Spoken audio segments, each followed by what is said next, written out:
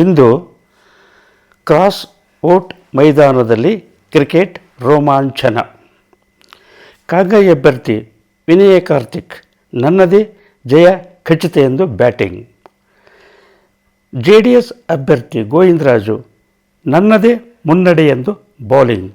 ರಾಜಕೀಯ ತಂತ್ರ ಪ್ರತಿತಂತ್ರ ಮಧ್ಯದಲ್ಲಿ ಕದ್ದವರೇ ಗೆದ್ದವರೆಂದು ಭರ್ಜರಿ ಕ್ಯಾಚಿಂಗ್.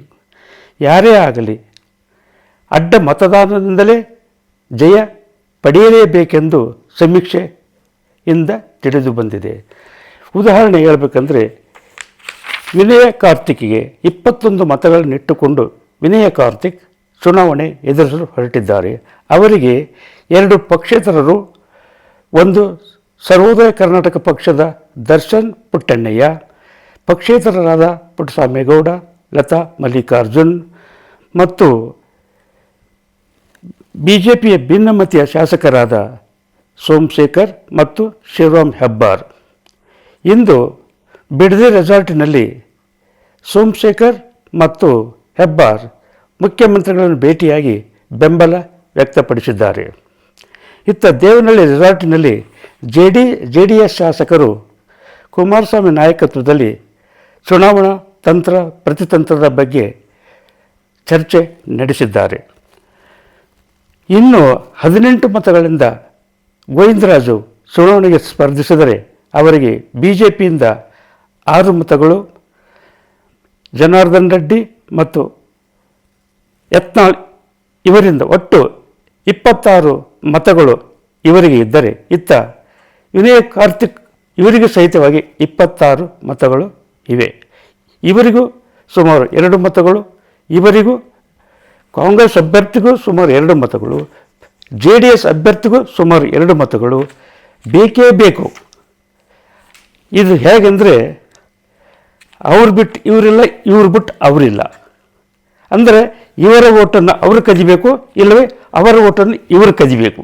ಇಂಥ ಐತಿಹಾಸಿಕ ಚುನಾವಣೆ ರಾಜ್ಯದಲ್ಲಿ ನಡೆಯುತ್ತಲಿದೆ. ಇದು ಸಣ್ಣ ಚುನಾವಣೆ ಅಲ್ಲ, ಹಿಂದೂ ನಡೆದಿಲ್ಲ, ಮುಂದೂ ನಡೆಯೋ ಸಾಧ್ಯತೆ ಕಡಿಮೆ. ಅಂತಹ ಚುನಾವಣೆ ಇಂದು ಕರ್ನಾಟಕದಲ್ಲಿ ವಿಧಾನ ಪರಿಷತ್ ಚುನಾವಣೆ ಒಂದು ಇತಿಹಾಸವನ್ನೇ ಸೃಷ್ಟಿ ಮಾಡುತ್ತದೆ ಎಂದರೂ ಅತಿಶಯೋಕ್ತಿಯಾಗಲಾರದು. ಇತ್ತ CM ಭೇಟಿಯಾಗಿ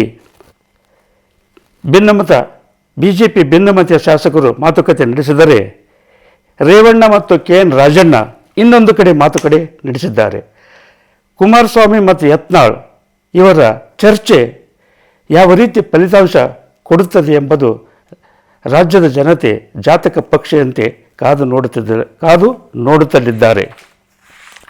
ಇನ್ನೊಂದು ವಿಶೇಷ ಸಂಗತಿ ಎಂದರೆ ಅಡ್ಡ ಮತದಾನದಿಂದಲೇ ಜಯ ಖಚಿತ. ಇದರ ಬಗ್ಗೆ ಚರ್ಚೆ ಮಾಡುತ್ತಾ ಹೋದರೂ ಸಮಯ ಸಾಲದು.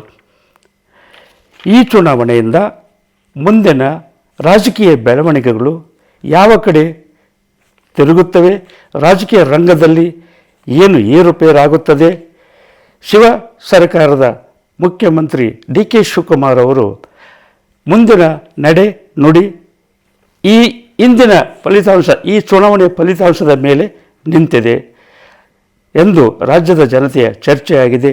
ಜೈ ಹಿಂದ್, ಜೈ ಕರ್ನಾಟಕ. ಕಾರಟಗಿ, ಹಿರಿಯ ಪತ್ರಕರ್ತರು, ಬೆಂಗಳೂರು.